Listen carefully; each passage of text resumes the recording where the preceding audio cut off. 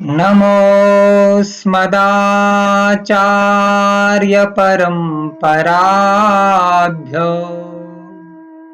नमो नमो भागवत ब्रजेभ्यो नमो नमोऽनन्तपुरासरेभ्यो नमः श्रिये श्रीपतये नमोस्तु। नारायण समारंभ शंकराचार्य मध्यमाम् अस्मदाचार्य पर्यन्ताम् वन्दे गुरु परंपरा। आप सभी भाई बहनों को प्रणाम। जय श्री कृष्णा, जय बद्री विशाल। सर्वप्रथम आप सबको गुरु पूर्णिमा पर्व की हार्दिक शुभकामनाएं। भगवान व्यास पूर्णिमा की बहुत बहुत हार्दिक शुभकामनाएं आप सभी को। आज के दिन जो आषाढ़ की पूर्णिमा है, भगवान व्यास जी का प्राकट्य दिवस है। भगवान नारायण के अवतार हैं श्री कृष्ण द्वैपायन वेद व्यास भगवान, जो उपदेश देकर के जीवों का मार्ग प्रशस्त करें, ऐसे अवतार भगवान के कला अवतार कहलाते हैं। और इसी आषाढ़ी पूर्णिमा के दिन भगवान व्यासदेव जी का प्राकट्य हुआ, इसलिए हम इस दिवस को व्यास पूर्णिमा भी कहते हैं। आज के दिन भगवान व्यासदेव जी का पूजन होता है और आज के ही दिन हम अपने अपने सदगुरुदेव का पूजन करते हैं। योगेश्वर भगवान श्री कृष्ण चंद्र जो जगत गुरु हैं, कृष्णम वंदे जगत गुरुम, आज उनका पूजन करते हैं।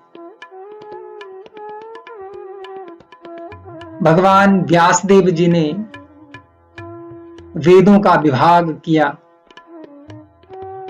और जब संसार पर दृष्टि डाली तो देखा मंदा सुमंद मतयो मंद भाग्यायुपद्रुता। कलयुग के प्राणियों का कल्याण किस प्रकार से हो, क्योंकि भाग्य और बुद्धि मंद है। तो जीवों के कल्याणार्थ, विश्व के कल्याणार्थ 18 पुराणों की रचना करी, महाभारत की रचना करी और इस माध्यम से व्यास का मतलब देखो, व्यास का मतलब ही होता है विस्तार करना। जिसने वेदों का विस्तार किया, शास्त्रों का विस्तार किया, वह व्यास है। ऐसे व्यास भगवान के चरणों में हम वंदन करते हैं, उनको प्रणाम करते हैं। और देखो, वैसे तो जीवन में हम सब की जो प्रथम गुरु है वह मां है। हमें जीवन में जो भी संस्कार मिलते हैं वह अपने प्रथम गुरु माता और पिता से मिलते हैं। इसलिए सबके जो प्रथम गुरु हैं वो तो माता पिता हैं।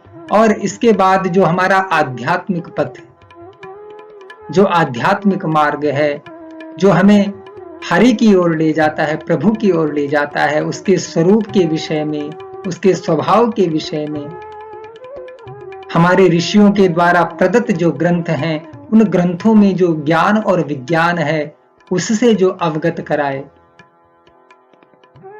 देखिए, साधारण रूप से हम कितनी भी जानकारी प्राप्त कर लें, कितना भी हम अध्ययन करें, निश्चित रूप से अध्ययन का, स्वाध्याय का जीवन में लाभ प्राप्त होता है, परंतु जो शास्त्रों का रहस्य है और जो आध्यात्मिक पथ है उसे बताने के लिए जीवन में सद्गुरु की आवश्यकता होती है। इसलिए हम आज के दिन अपने अपने सद्गुरुदेव का भी पूजन करते हैं।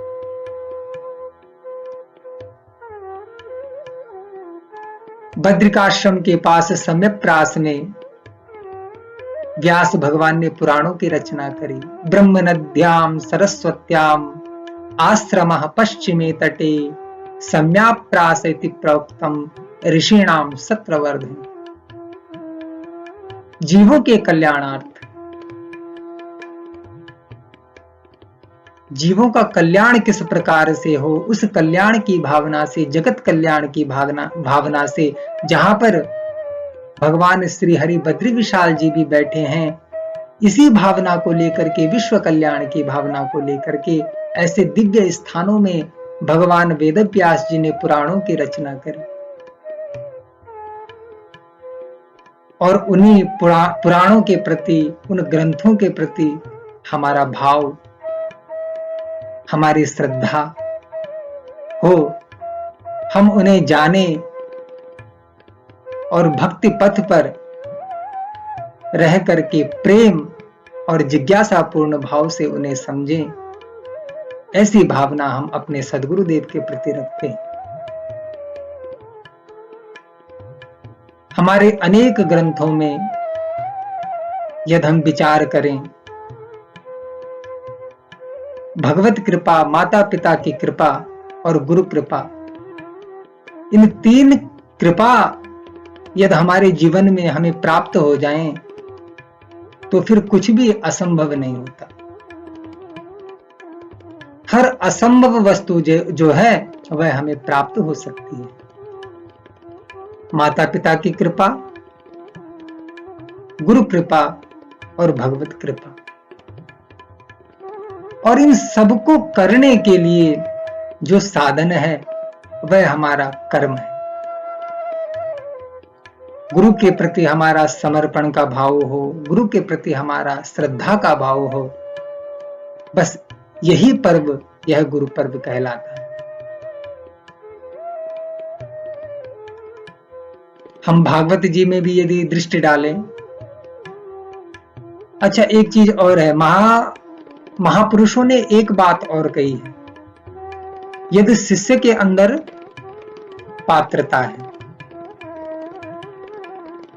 यदि शिष्य के अंदर योग्यता है, तो सच मानिए गुरु को ढूंढने के लिए भी शिष्य को जाना नहीं पड़ेगा। भगवान किसी न किसी माध्यम से हमें सद्गुरुदेव उपलब्ध करा देंगे।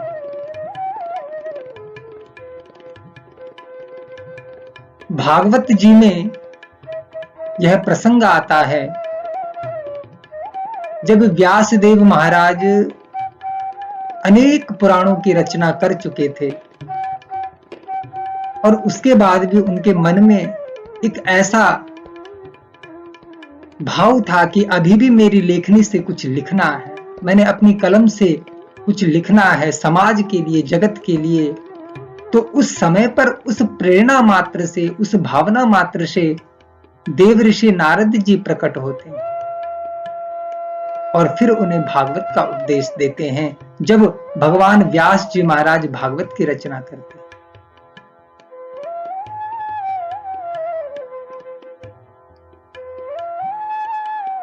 व्यास जी ने भागवत की रचना करी और प्रेरणा देने वाले देव ऋषि नारद जी। वाल्मीकि जी ने रामायण की रचना करी और प्रेरणा देने वाले देव ऋषि नारद जी, क्योंकि भक्ति मार्ग के आचार्य देव ऋषि नारद जी हैं।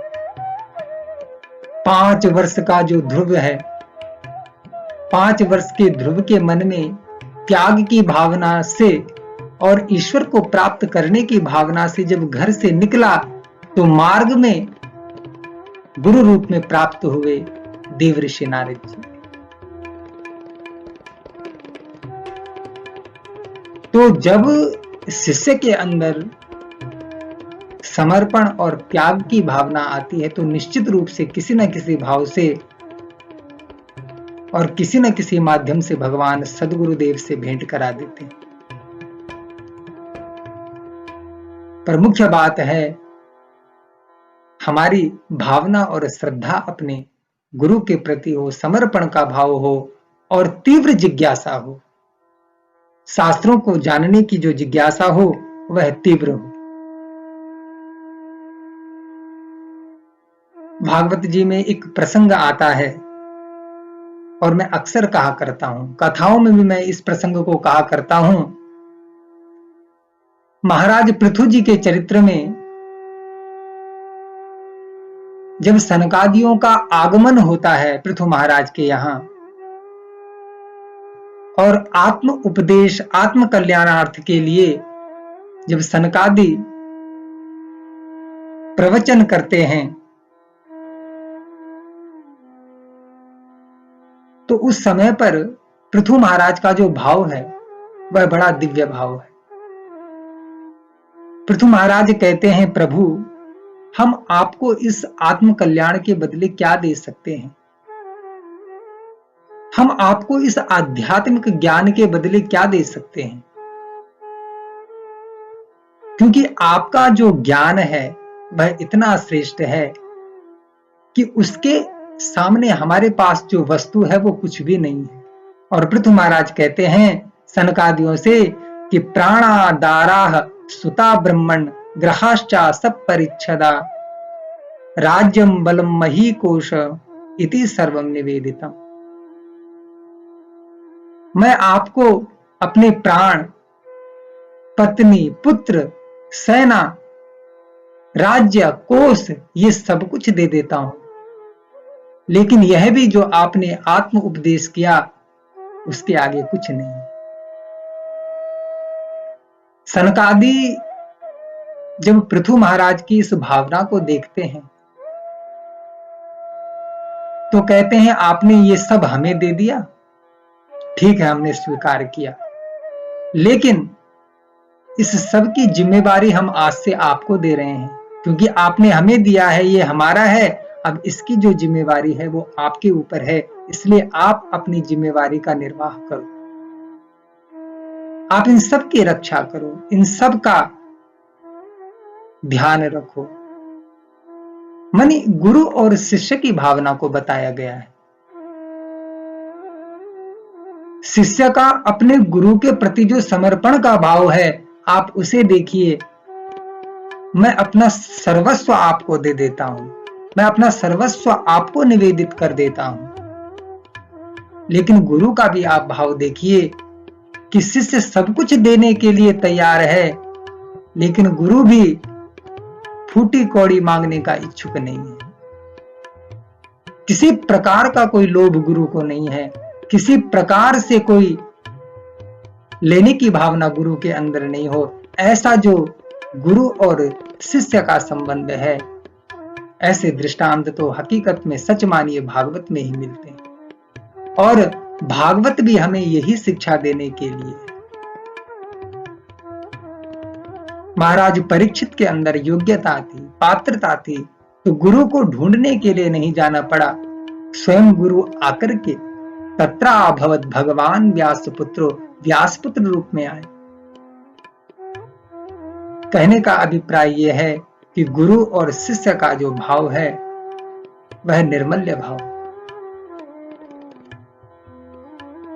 और उसी भाव के चलते व्यक्ति जब ऐसा भाव मन में रखता है तो भगवत कृपा भी होती है, गुरु कृपा भी होती है, और माता पिता की कृपा तो निश्चित रूप से ही होती है, क्योंकि वह तो चाहते ही हैं कि हमारी जो संतानें हैं वह हर मार्ग में, हर पथ पर उन्नति को प्राप्त हो।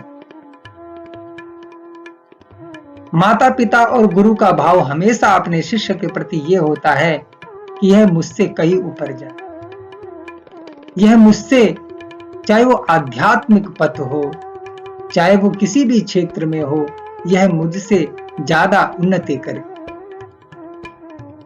तो आज जो पर्व है ये गुरु पर्व है, और इस गुरु पर्व पर हम सब अपने गुरु के प्रति श्रद्धा का भाव रखें, यह श्रद्धा का ही पर्व है। और व्यास पूर्णिमा, जो आदि गुरु भगवान वेदव्यास जी हैं, भगवान नारायण के अवतार हैं, जो उनके द्वारा रचित शास्त्र हैं उनके प्रति हमारी श्रद्धा हो। हमारे पास अनेकों सदग्रंथ हैं, रामचरितमानस है, 18 पुराण हैं, 4 वेद हैं, उपनिषद हैं, धर्मशास्त्र हैं। उन सब धर्म शास्त्रों के प्रति श्रद्धा का भाव हमारे पास नित्य होना चाहिए और उसी श्रद्धा के भाव से हम उस ज्ञान को अर्जित करके फिर उसी ज्ञान का हम समाज में विस्तार करें। यही व्यास परंपरा है। ग्रंथों के प्रति हमारे ऋषि मुनियों का जो भाव है वो पूर्णतः वैज्ञानिक भाव है, हर प्रकार से विज्ञान का ही भाव है।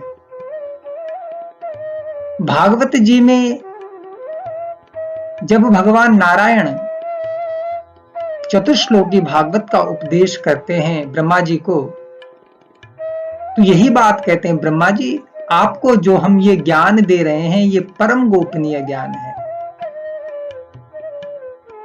ये परम गोपनीय होने के साथ साथ विज्ञान से समन्वित भी है और ये ज्ञान विज्ञान ही जो है यही जगत का मूल कारण है।